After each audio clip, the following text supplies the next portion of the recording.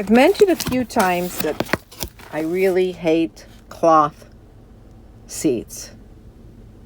I really prefer leather.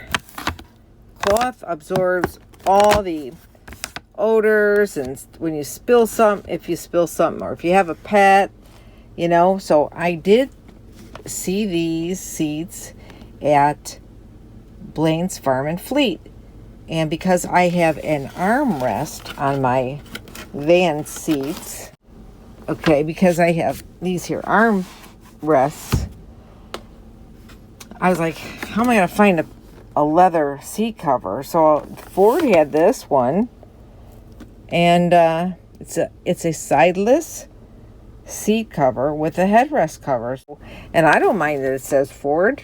I'm a Ford girl. I make no secret of that.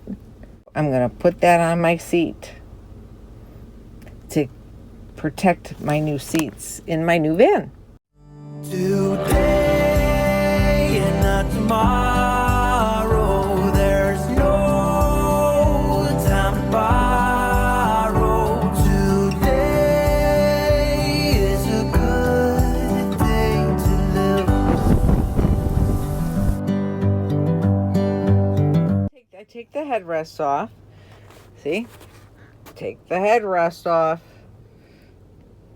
Out of my head over you, losing my head over you. Day and night, night and day and night. Okay, it's really easy then. The seat just goes around the bottom. It's got like a netting, almost like you're putting a fitted sheet on. Okay, and then this part goes right over here. And I'm guessing it must go around one of these things.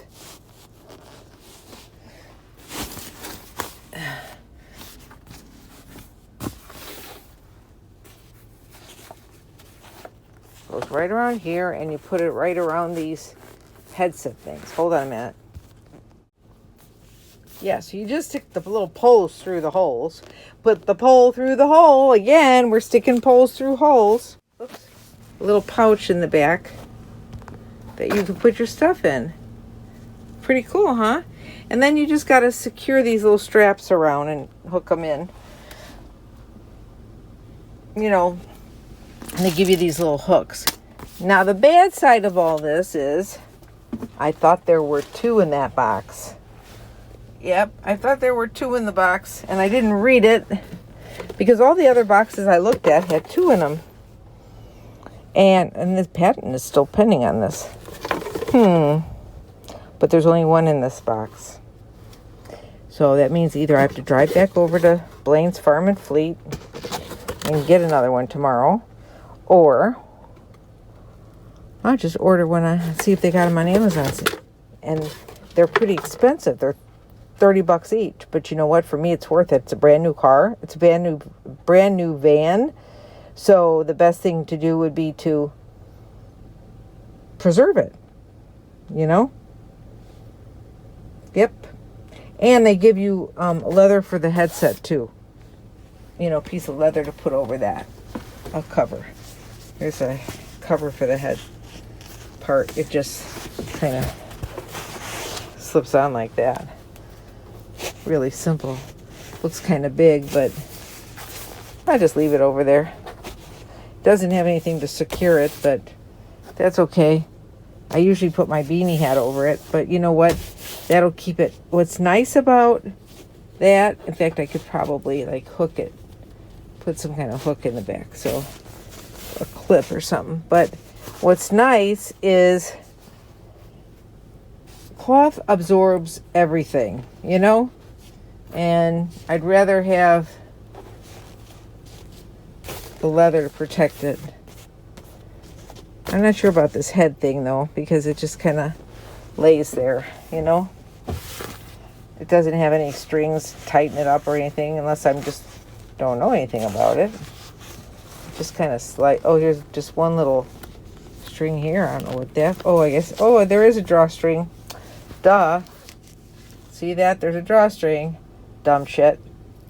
Pay attention. You know, if I would have read the directions. If I would have read all the directions, you know, it would have been like a no-brainer, like in like 2 seconds, but I was anxious. It looked easy enough. Be back. Didn't get a whole lot done today on the van, but I did get my CB put in. It's not rocket science. I mean, I don't have my antenna out there because it's raining, so I didn't put it out there yet because it was raining when I was doing it, so I didn't want to open the door and get rain all inside. But anyway, I put my CB in, and it fits perfectly in this little niche here where I have the 12-volt hookup to just plug the CB in, and I also have a USB port, of course, and there's my mount for my phone. So I got that done. Yeah, I'm real happy about that. And I put my blackout curtains up. And they're literally black. Not literally, they are black. And just going through stuff, you know. I did put up a plastic cover over my clothes to keep them from getting all dusty. And of course I have plastic covers on the other ones. I do, and I have a back cover on the other section. So I have some stuff done, you know, a little bit done today. I did a lot of laundry today in the camper and organization there. Good place for my headband, huh? Looks kind of cool on my little lampshade. Danny got a bath today. Yeah, look how pretty she looks. Paw. Sit. Paw. Good girl. Paw. Sit. Paw. Try it again. Sit. Paw. 2 paws. You give me 2 paws? Yeah, you got a bath today. Okay, so what am I doing today? Today I am going to replace the cone that is my sway control on my hitch. Okay, now I got it upside down already, but let me show you some. You see this white plastic here? This white plastic here? When it starts coming out like that, it's time to change it. And I called Anderson, and they sent me for free. Lifetime, they'll send you new ones. And that is what controls your sway, is this thing inside of there. Okay, so what I did was, at first I took my hitch out, of course, off of my vehicle. And actually right now I'm working in back of my trailer. I'm not working on the van. I have a receiver on the back of my trailer, so it's easier for me to do it back here than in between the other 2 vehicles. So I put it in my receiver now upside down. So now I flipped it around and it's upside down in the receiver. And they tell you to put the pin in to secure it.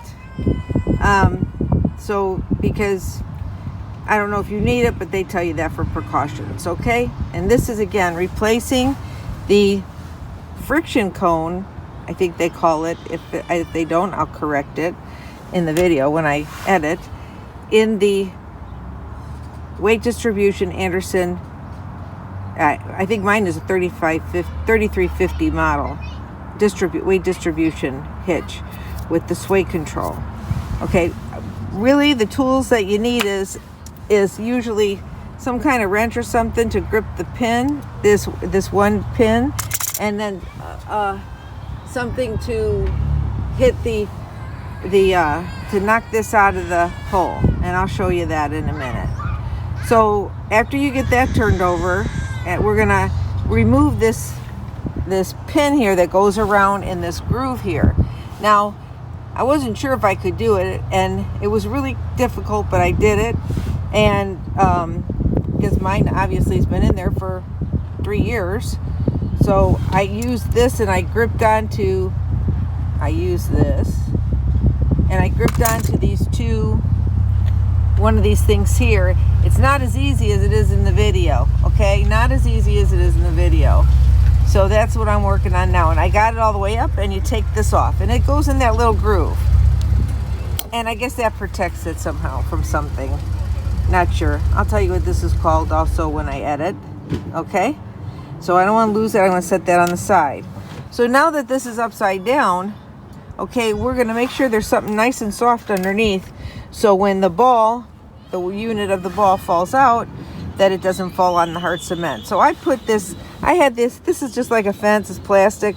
I wasn't going to put a pillow underneath there like they say. I'm not going to put one of my pillows underneath this dirty, greasy ball, you know? So, and then we're going to put a piece of wood up on top here, and I'm going to use this little, it's not really a hammer, it's like a mullet thing, you know, to hit it and knock it out. Yeah, more than likely, you'll have to bang on it pretty hard to get it out of there. So I'm going to have to bang on this thing. My nephew says pretty hard to get it out of there. So my nephew's going to do it for me. And, oh, and I did it. Not that, thank you. So this isn't something I'm doing all by myself anymore. I've had help from, I've had to call upon him. Hammer, that was it. Yeah, I had to call on him a couple of times. Thanks, guys. Yeah, so my nephew pulled up just in time to help me out with that. Okay, pretty dirty, huh? Pretty dirty. So they tell you now, oops, this sucker's heavy, to take this, if the cone didn't come out, mine's not red, mine's white, but if it didn't come out, to take this and set it this way on the edge and push it. But mine doesn't really have much of an edge to push it in, and I don't know if that's going to work. And then push it out, not to use a screwdriver. Okay, ouch, I did it, but I'll tell you what happened. Mine was worn off. I couldn't do it and hold the camera. Pinch my hand. Wasn't that difficult to do, but I'll show you something. See, this edge right here was worn off, right here.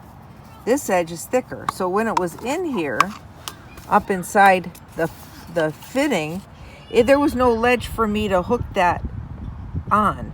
So I had to hold this at an angle like this. So then I hit it with the hammer and it fell out. See? Okay, halfway done. Look at that sucker. You could see it's worn, really worn. Yucko. Okay, almost done. You know, the nephew shows up just in time to save the day with that, doesn't he? Okay, so now I'm going to put the new cone in. Okay, and put it in place.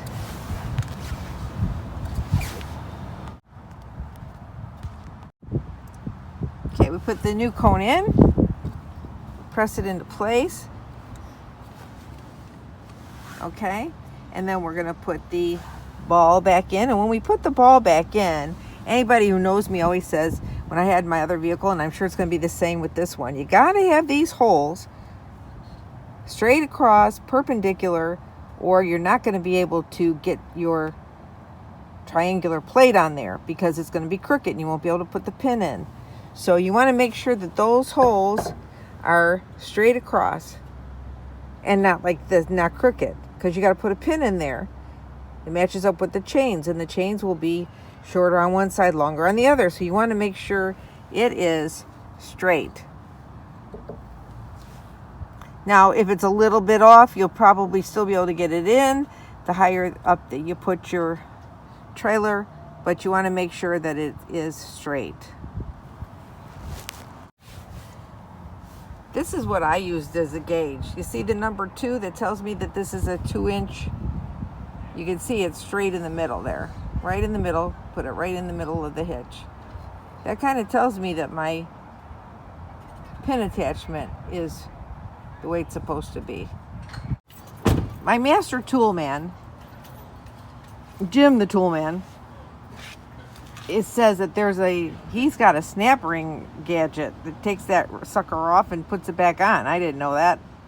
He's like, did you find it? Well, no, I didn't find it in his tool chest. I mean, using all his other tools. So he is going to get his snap ring thing and put the snap ring back on. So he helped me bang this back into place because I didn't have enough oomph